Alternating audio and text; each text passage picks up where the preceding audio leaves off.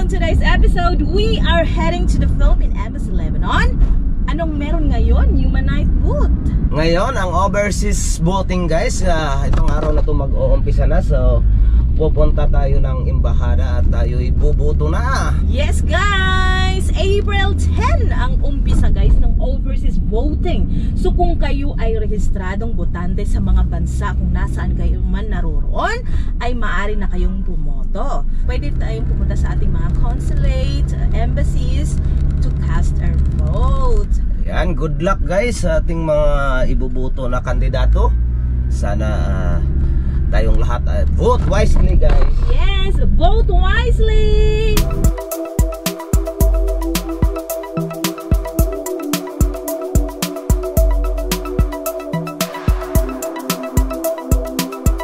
So ano ang una nating gagawin pag nagpunta dito? Syempre, hahanapin natin guys ang ating pangalan kung tayo ay registered voter.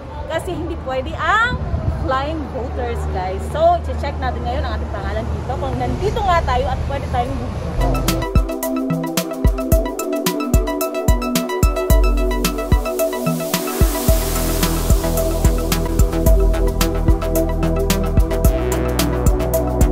Ayan guys, nandito yung pangalan natin. Kasi naalala ko pala guys, nakaboto din kami dito. 2016.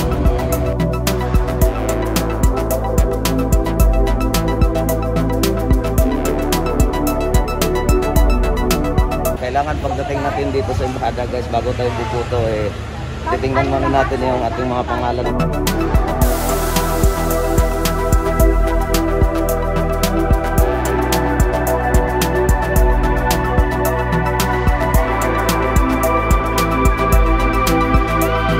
Ayan guys, tapos na tayong bumoto. Like I said kanina, ito yung pinaka first day ng overseas voting. Around the world ito guys, sa mga kababayan natin na nasa iba yung dagat. And maayos yung aking pagboto. So far, wala ako nakitang mali dun sa aking binoto. Lahat po ay pumasok talaga. Katatapos lang nating bumoto at ano naman guys, mabilis dahil medyo hapon na din tayo nakarating. Kanina daw umaga napakadaming tao. Pero at least ngayon guys, mabilis tayo nakaboto. Mabilis naman nating nahanap yung ating pangalan.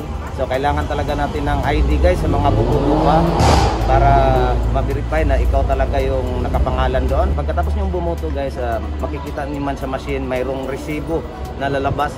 I-double check ninyo yon kung tama yung binoto nyo. Pagkatapos nun guys, ipapasok din sa isang box. Tayo ay nagkaroon ng chance naman nito na matry nung final testing. So alam din na natin ang proseso. So magtatanong tayo ngayon guys ng iba nating mga kababayan na nakaboto kung ano yung experience nila. Okay lang. Ang bilis ko lang. Lahat to naman po ng binoto nyo ay nakita nyo sa resibo? Okay naman. Okay po, maganda naman po ang kandon, ayos ang aming pagsupan sa loob. Guys, sa unang araw ng overseas voting dito sa Lebanon, naging maayos ang nangyaring butuhan, and because we voted on the first day of the overseas voting for the National Philippine Election 2022, kami mismo ang makapagpapatunay nito. Ito ay marahil dahil sa organisado ang sistema na ginawa ng ating pasuguan dito sa Lebanon, na ayon sa ating Ambassador Raymond Balatbat, ito todo nila ang puwersa higit lalo sa mga araw ng Sabado at Linggo upang maasikaso ang ating mga kababayan na certified overseas voters at upang maging maluwalhati ang kanilang pagboto. Katunayan nito, ayon sa isang grupo na pinangunahan ni Mr. Celso, may mga proseso silang dinaanan. Pumunta muna po kami rito sa entrance para tignan ang aming pangalan, kung may pangalan kami sa listahan na kami ay pwedeng bumoto. Bago po kami pumasok sa loob. Idinagdag din Mr. Tama ang mga nakasulat sa vote counting machine receipt o resibo ng VCM dahil ito ay tumutugma sa i-fill out niyang balota na sinang-ayunan naman ng kanyang mga kasamahan na tapos na ding bumoto. Kailangan po may valid ID, passport or ikama. Maraming po salamat. Salamat. Maraming po. God bless po. Samantala lang meron pa ding sobra ang ibinoto kaya't hindi ito nabilang ng vote counting machine or VCM.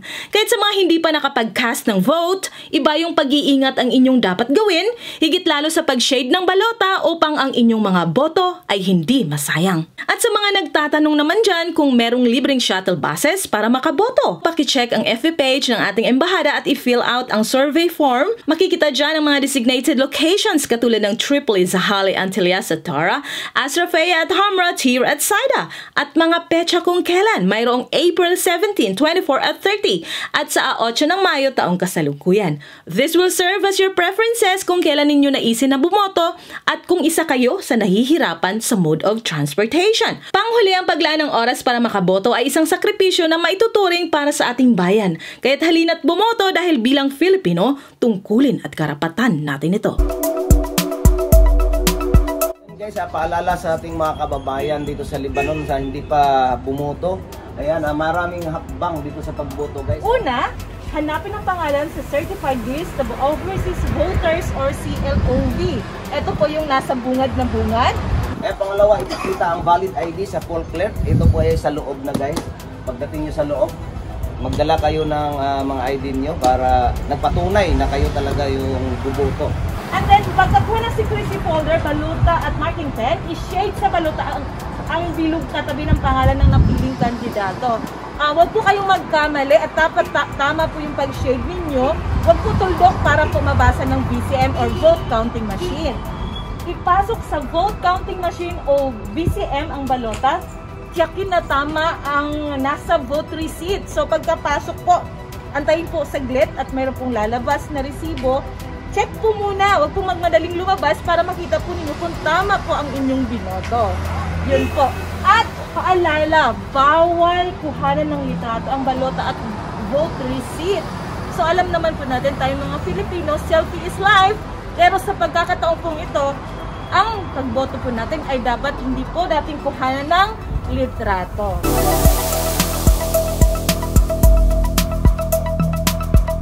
So guys, that was all for today's episode. Successful po ang ating pagboto sa unang araw ng overseas voting. Sa mga kababayan po natin na hindi pa nakapag-cast ng kanilang boto, punta lang po kayo sa ating embahada. Monday to Sunday po, bukas po sila at hanggang May 9 po yan. And if you're new here, please subscribe to Summer Rain channel and follow us on our Facebook page, Summer Rain channel. Thank you guys for watching. Until next time, stay connected, stay safe, and God bless us all.